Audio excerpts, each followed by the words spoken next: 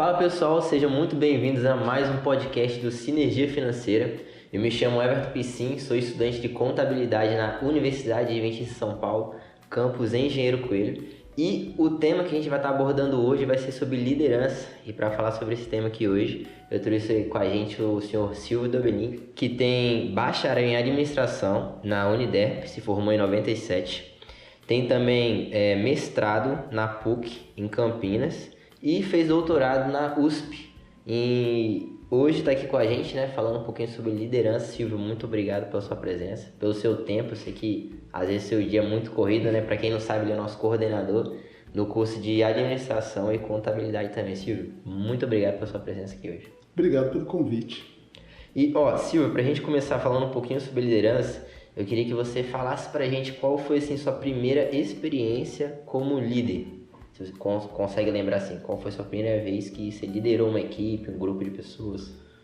Eu tenho uma vaga lembrança. Eu costumo falar que liderança eu não aprendi na academia, entendeu? Eu não aprendi nem na graduação, no mestrado, doutorado, nada disso me ensinou liderança. Na verdade, nem tentaram ensinar liderança. E as primeiras lições que eu aprendi de liderança foi no Clube dos Bravadores. Então, para quem não conhece, o Clube dos Bravadores é uma atividade da Igreja Adventista, que trabalha com crianças de 10 a 15 anos, e a gente faz atividades de natureza, um desenvolvimento integral. E quando eu tinha 16 anos, eu já comecei a me envolver, a ajudar as crianças. Sim. Eu tinha 16, 17, então era quase uma criança, mas eu ajudava as crianças.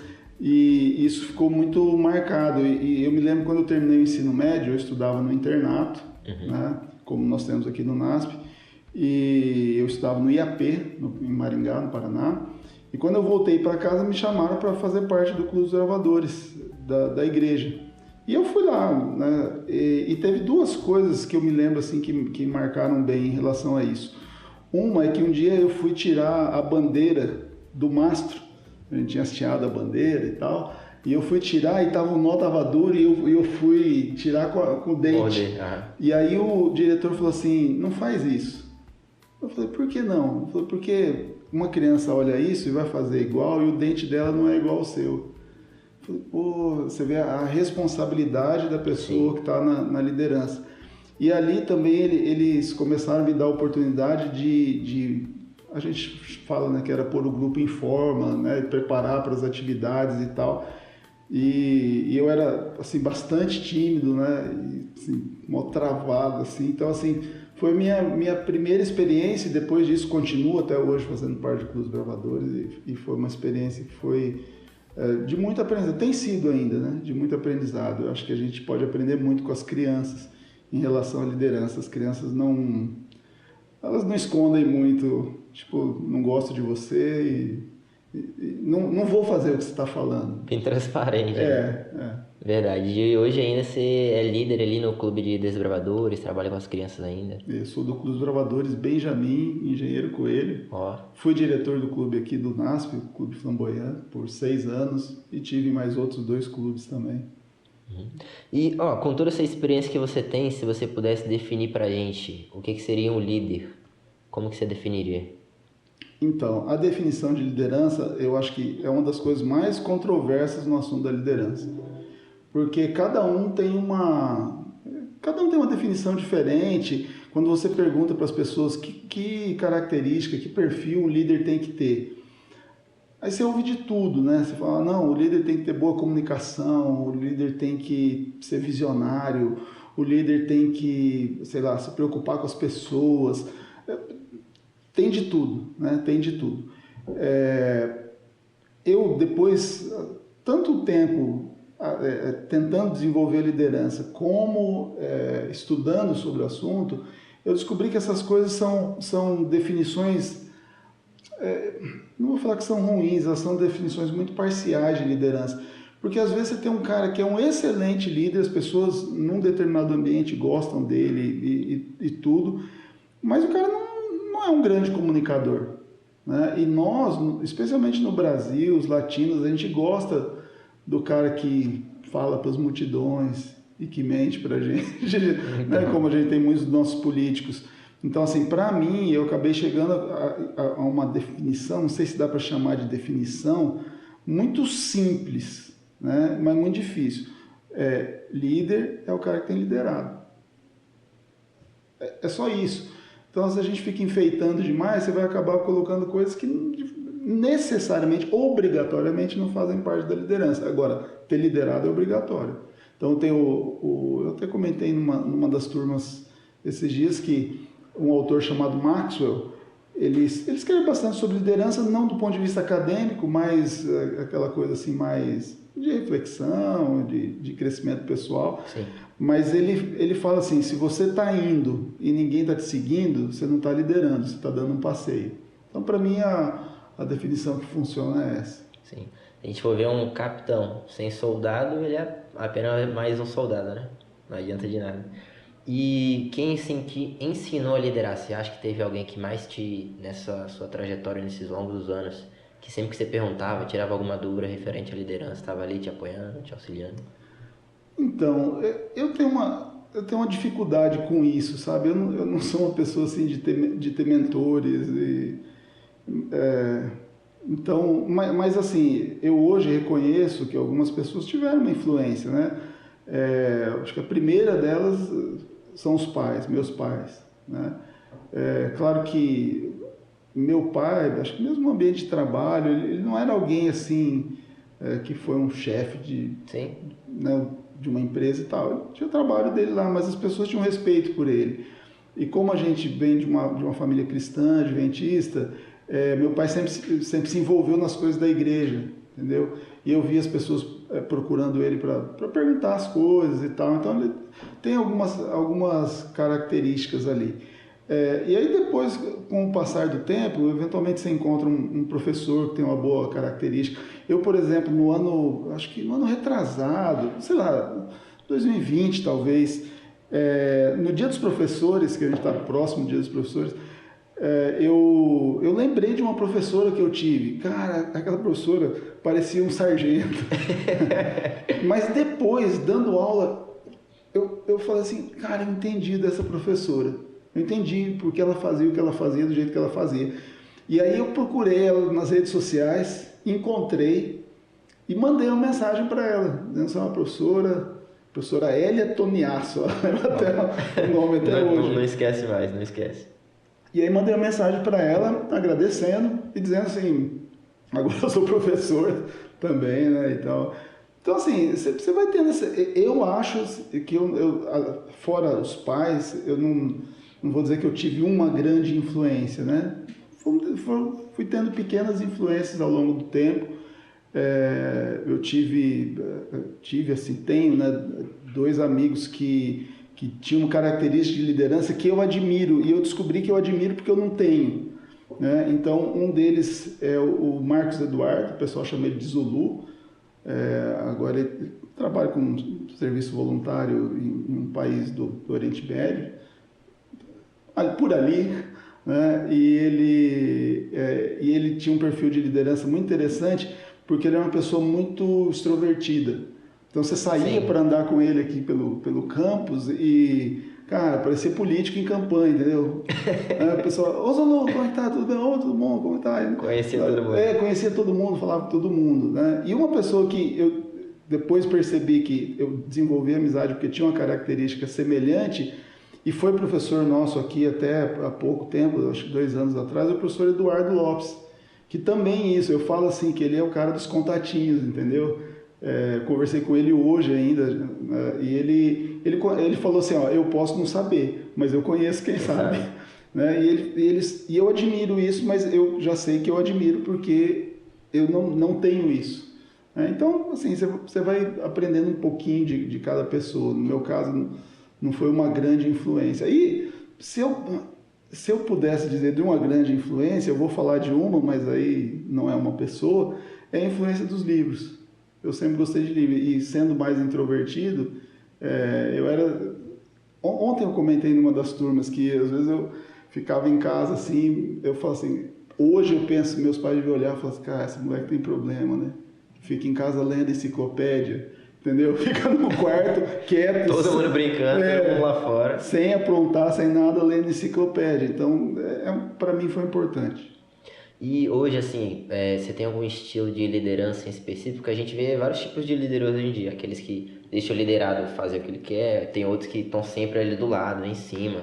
Tem algum estilo em específico que você gosta de abordar mais no seu estilo de liderança hoje? Então, vou dizer assim, na minha atuação como coordenador de curso, eu tenho percebido que a forma de você trabalhar tem que ser de um jeito muito, muito cuidadoso, eu diria. Porque eu estou trabalhando com professores, entendeu? Pô, são pessoas inteligentes, são pessoas que estudaram tanto quanto eu, né? Intelectuais. Então, eu não posso chegar achando que eu estou, sabe, lidando com qualquer um. E eu percebo que a mesma função, né, do professor. Cara, eu posso falar o que eu quiser, eu sempre falo isso. Eu posso falar o que eu quiser para o professor que ele tem que fazer. Na hora que ele entrou na sala, fechou a porta, ele vai fazer o que ele quer. Então, é uma coisa assim, eu acho que não funciona nesse caso. E talvez não funcione na maior parte dos casos esse estilo muito, muito autocrático, muito autoritário. Eu sei que de vez em quando a gente tem que falar coisa assim, professor, isso aqui precisa ser feito a semana que vem. Firme. Pronto. Uhum. E eu percebo que eles entendem quando você está falando isso, porque de fato precisa. Não é um negócio que você acordou e falou assim, como é que eu vou perturbar os professores hoje, né? Então, assim, aí quando a gente pensa nas teorias, porque eu sou professor de liderança também, e aí tem um negócio, né? Eu acho que tem pouca gente que estuda liderança, de verdade. E desses que estudam, tem pouca gente que consegue pôr em prática. E eu me considero um deles. Eu acho que liderança é fácil até de você falar sobre liderança, igual a gente está fazendo aqui. Mas você exercer uma boa liderança é muito difícil, né? Eu comentei isso em sala ontem também.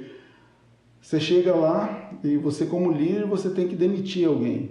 Não é uma coisa simples, sabe? Não é uma coisa fácil. É essa pessoa que eu falei que tem esse perfil, essa característica. E aí você tem que chegar para o cara adulto, doutor, com família e falar assim, olha... Então, eu acho que dentro das teorias a gente tem se falado muito hoje sobre liderança servidora e mais ainda sobre liderança transformacional. Quer dizer, o líder é o cara que está ali e quer que o cara cresça, entendeu? Nem estou com medo que ele me substitua. O pessoal usa a expressão fazer sombra, né? Que ele me faça sombra. Não, eu quero que ele desenvolva. Se eu conseguir que ele se desenvolva tanto que ele tome o meu lugar, cara, foi mérito meu que ele tomou o meu lugar, né? Então, eu acho que essa ideia de liderança transformacional é muito legal. Só que é muito difícil, né? Porque a gente tem uma tendência, aí tem o Richard Bass, que é um dos autores, dos principais autores desse tipo de liderança, e ele fala que a tendência nossa é que a liderança seja uma transação. Eu faço uma coisa para você, você faz uma coisa para mim, tá feito, né? E para você sair disso e nessa transação tem um negócio assim, eu vou ficar supervisionando para ver se você fez a sua parte do contrato, entendeu? E se você não fez, opa, vamos em cima, vamos dar dura, vamos quebrar o cara. E a liderança transformacional, ela eventualmente o cara pode fazer as mesmas coisas, mas com outra... Então quando você errar, eu também vou falar com você, mas eu tenho outro objetivo, entendeu? Não é falar assim, pô, o que você fez aí, deixou a gente numa situação complicada. Não, eu vou falar uma coisa para você, mas porque eu quero que você cresça, você se transforme.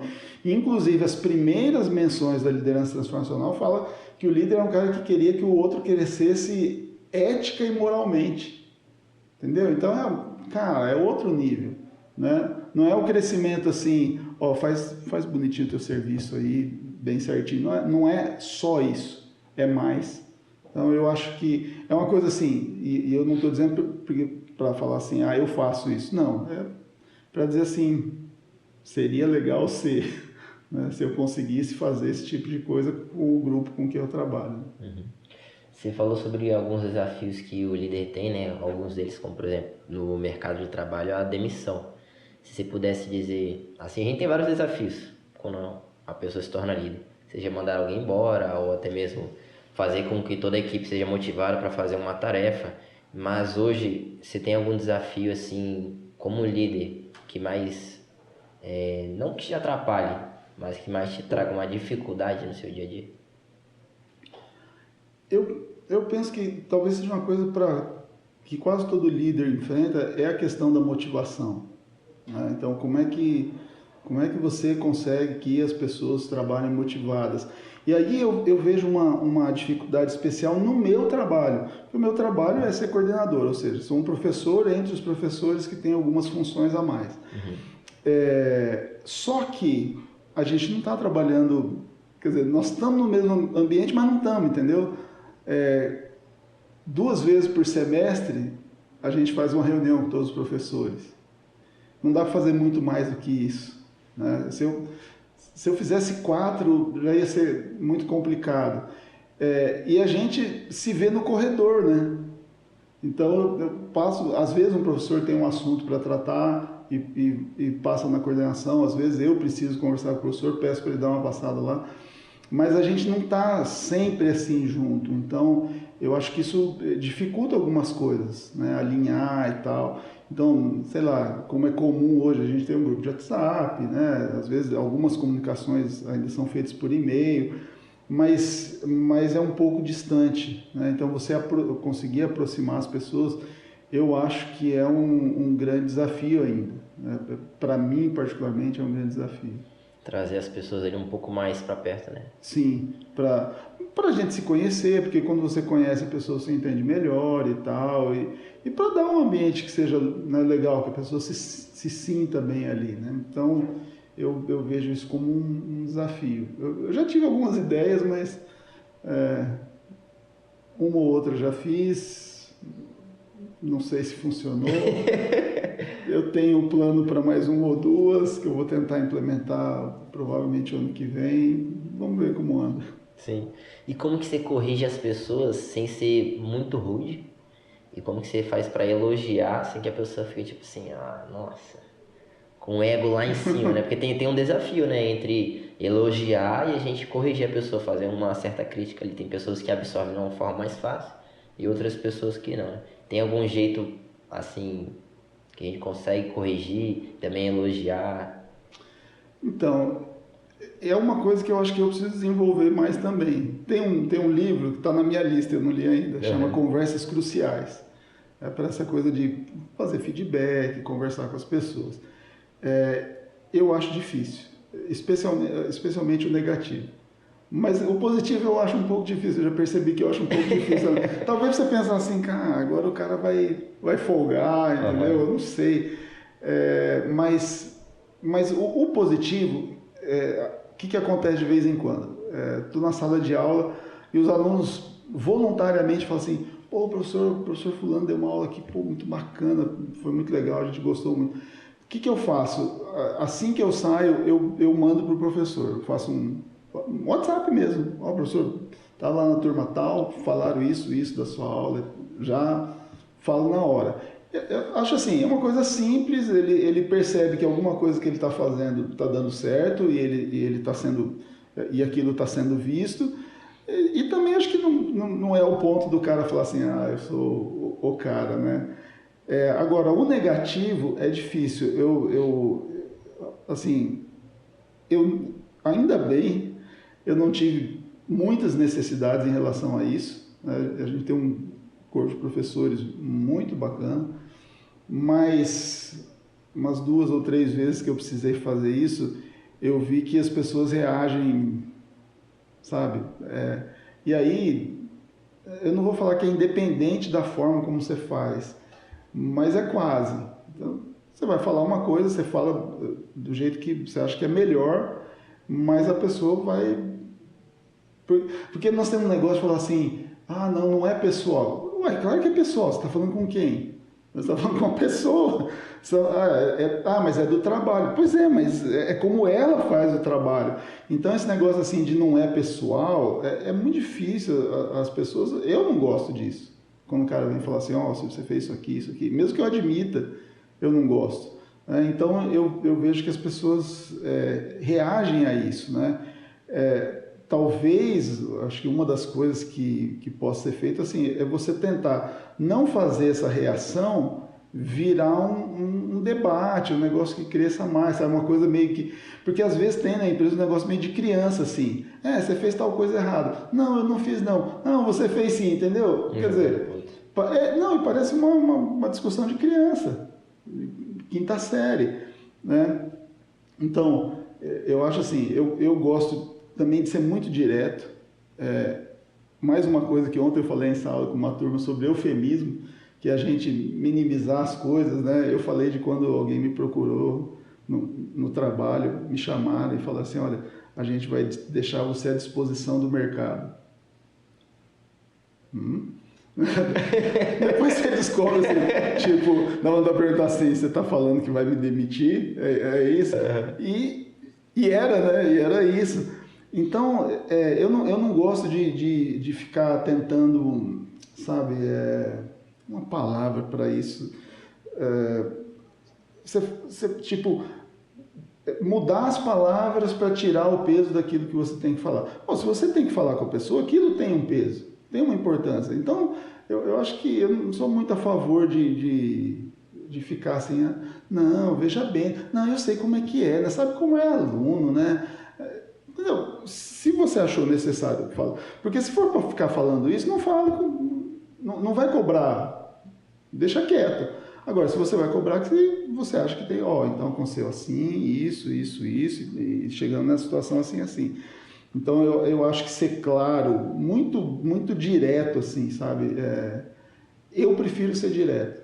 Eu sou daqueles que tirar esparadrapo Uma vez só. de uma vez só. Porque gostoso não vai ser. Doer vai doer do mesmo jeito, né? Doer vai doer. Então, que seja o mais curto possível. Então, chamei aqui porque tem isso. Mas eu acho difícil. Eu acho difícil e eu não gosto de fazer. Sim. Eu imagino se hoje já é difícil dar feedback, quer dizer, se antes já era difícil dar feedback, imagina hoje, porque a gente percebe que na rede social, né, pelo menos a nova geração, né, a minha geração que também tem que me incluir, é muito fácil a gente ir lá numa publicação, às vezes de uma foto, a gente dá um feedback, na maioria das vezes negativo, vai embora e fica por isso mesmo. E quando a pessoa tem algum problema, seja no ambiente de trabalho, estudantil, qualquer área, a pessoa faz o que, em vez de falar no olho a olho, ela fala, não gostei de tal coisa que você fez, não foi legal, não foi bacana. E é complicado, né? Porque, como você já disse, hoje já tá um pouco difícil, né? Conseguir reunir as pessoas, mesmo com a questão do WhatsApp, rede social.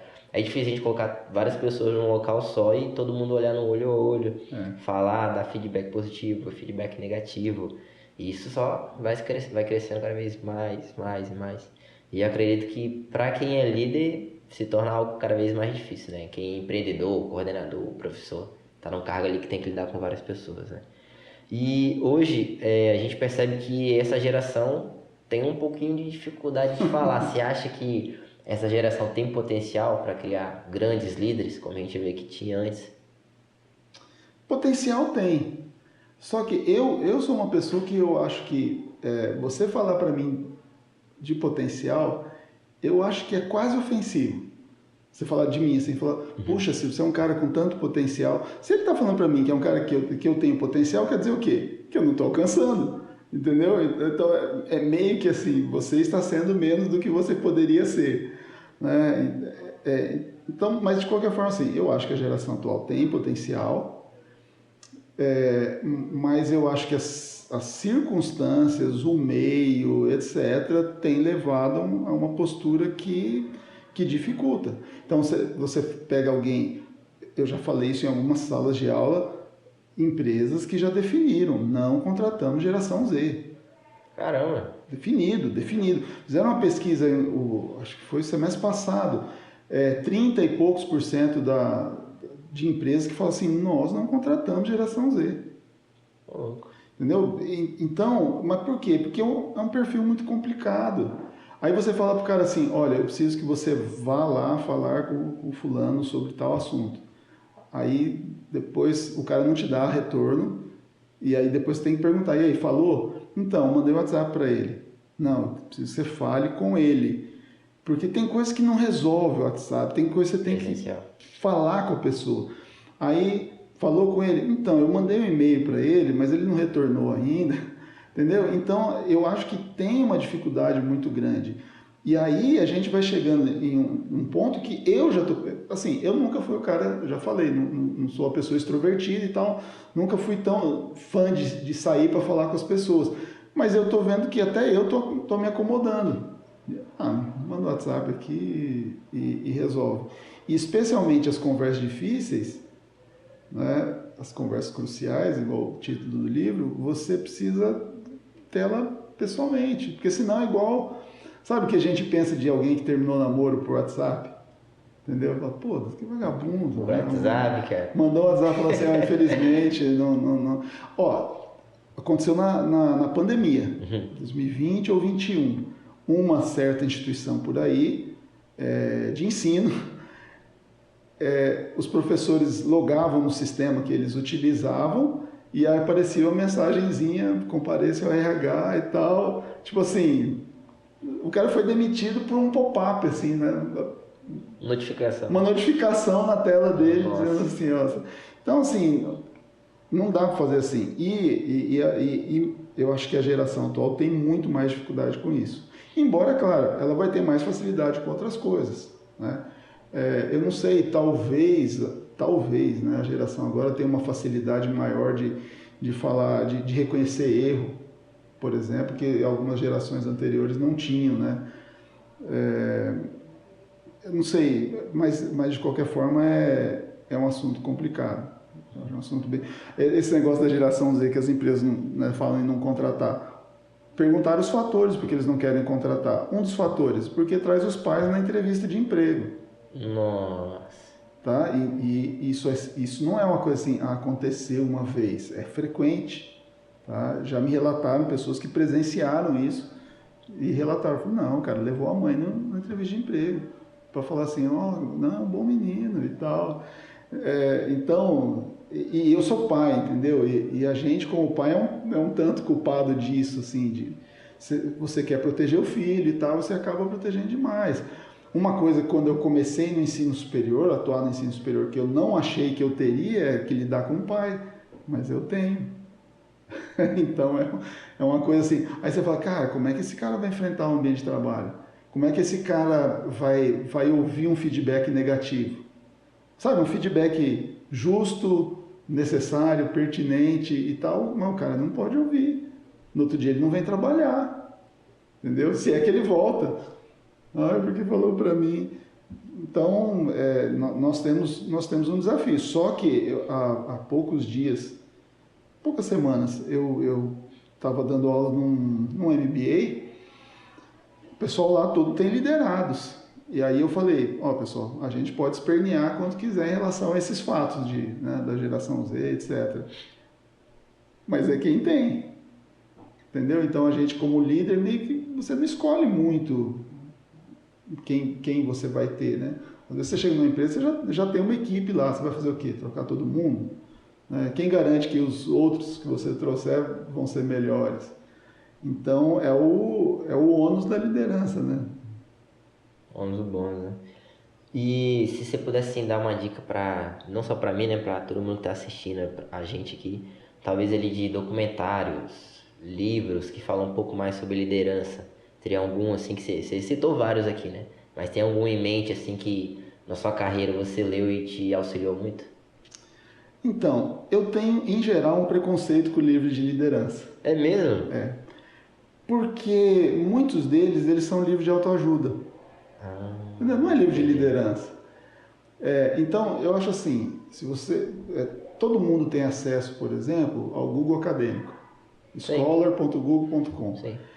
Se você pesquisa artigos sobre liderança, você vai encontrar um material melhor, de melhor qualidade do que livros. Porque os livros, Eu costumo falar o seguinte, do ponto de vista acadêmico, veja, eu não estou desprezando esses livros, falar para o cara assim, nunca na vida você vai ler isso, não é isso. Mas se você quer ler para entender os fundamentos da liderança, sabe, aquela coisa mais consistente, a maior parte dos livros não ajuda. Eu falo o seguinte, cara, se o livro tiver um número no título, corre desse livro. Tá? Então, tem um autor que eu mencionei aqui, que é o Maxwell, ele tem um livro lá, 50 Leis Irrefutáveis da Liderança. Cara, irrefutáveis, e ainda 50, né? Pode ser. Então é um título que, assim, é mais para chamar atenção do que... E aí, de novo, não estou dizendo que você não vai aprender com aquele livro, você vai aprender, né? Mas eu tenho dificuldade. Então, de tempos em tempos chegam esses livros, eu leio, assim... não é aquilo que eu precisava, entendeu? De falar assim, cara, vamos falar. Por exemplo, tem dois autores que eles, para mim, eles ficam quase no meio ali entre o acadêmico e alguma coisa para o público em geral, né? Que é Cousins e Posner. Eles têm alguns livros sobre liderança. E eles mostram o resultado de pesquisas que eles fazem, né? Nos treinamentos que eles dão, esse tipo de coisa. Eu acho interessante, né? Mas quando a gente fica só nesses livros, você perde um pouco da essência da coisa. Por exemplo, liderança servidora, super falado, especialmente nos meios religiosos, evangélicos. E é uma teoria maravilhosa. Só que o cara conhece como? Porque ele leu o livro Monge Executivo. Então, o livro é bacana? É bacana. Dá para aprender alguma coisa? Dá para aprender alguma coisa. Mas não vai no âmago da questão, né? Então, assim, aí além dos artigos acadêmicos que a pessoa pode usar, eu acho que existem alguns filmes e séries que você vai ver representada a liderança ali se você assistir com essa visão. Então, vou dar um exemplo, tem um filme lá chamado A Batalha do Atlântico, né, que é sobre submarinos e tal. Tem um negócio interessante ali sobre liderança e outros filmes. Então, se você assiste com essa preocupação, você enxerga isso. E, embora é um livro que não tem esse foco, é um manual interessante de liderança, é a Bíblia. Porque ela conta as histórias e a Bíblia é interessante porque ela não poupa o erro dos seus heróis, entendeu? Então, Davi foi um grande líder, mas quando ele vacila, tá claro lá que ele vacilou, né? Então, eu acho que a Bíblia pode e deve ser lida como literatura espiritual, devocional, mas ela pode ser lida também como para um aprendizado de liderança. Mas não tem as teorias lá. Não tem as teorias lá, né? Mas cada vez que eu pego uma teoria e comparo com a Bíblia, eu descubro se a teoria é boa ou não. Então, se você pega, por exemplo, a teoria de liderança servidora ou a teoria de liderança transformacional, são bíblicas, né? Os autores não podem falar isso porque o meio acadêmico não aceita esse tipo de coisa. Mas se você percebe assim, cara, eu só posso ser um líder servidor ou só posso ser um líder transformacional se isso estiver dentro de mim, entendeu? Não dá para fingir esse tipo de coisa. Por quanto tempo você consegue enganar seus liderados que você quer o bem deles? Então, eu acho que é um lugar interessante para procurar sobre liderança. Tem alguns periódicos também, né? Pena que não é uma coisa tão que as pessoas em geral conhecem, mas tem a HSM, é uma revista da Harvard, HRM. Harvard Review Management, acho que, se eu não me engano, é isso. E é uma revista muito boa, porque eles também tentam fazer um texto que é um pouco mais fácil de ler do que o texto acadêmico puro, mas é embasado, né? É uma coisa assim. E tem material que é pago, mas tem material gratuito, eu acho que vale a pena. Sim, como a gente disse no começo da nossa conversa, né, fica até um pouco difícil a gente dar uma característica assim para um líder, né? Que antigamente, se a gente vê bem antes assim, o que era um líder? Um cara que era alto, que era forte, que tinha a voz grossa mesmo na própria história de Davi ali, né? Antes mesmo de chegar até ele, né? Eles queriam escolher outras pessoas. Não, escolhe esse que é alto, que é forte, que é assim. Saul foi escolhido assim, porque era, Dessa né, forma. não, é bonitão, o povo falou, opa, é esse mesmo que a gente queria. Isso, mas a gente percebe que o líder não precisa ser só alto e forte, não é só característica física, mas é o intelectual também, como é que ele faz, como é que ele age com as pessoas, a forma que ele fala, como ele lida, e assim vai. Bom, Silvio, infelizmente o nosso tempo ele é curto, a gente não tem muito tempo para tratar um pouco sobre esse assunto, só que mais uma vez, muito obrigado pela sua presença, por estar nos auxiliando, falando um pouco sobre a liderança. Queria agradecer também você que está aqui nos escutando hoje em mais um podcast. Espero que você possa ter anotado aqui algumas dicas e ter aprendido um pouquinho mais sobre liderança, né? Então, que a gente possa se ver novamente no próximo episódio, no próximo podcast. Até mais e tchau, tchau!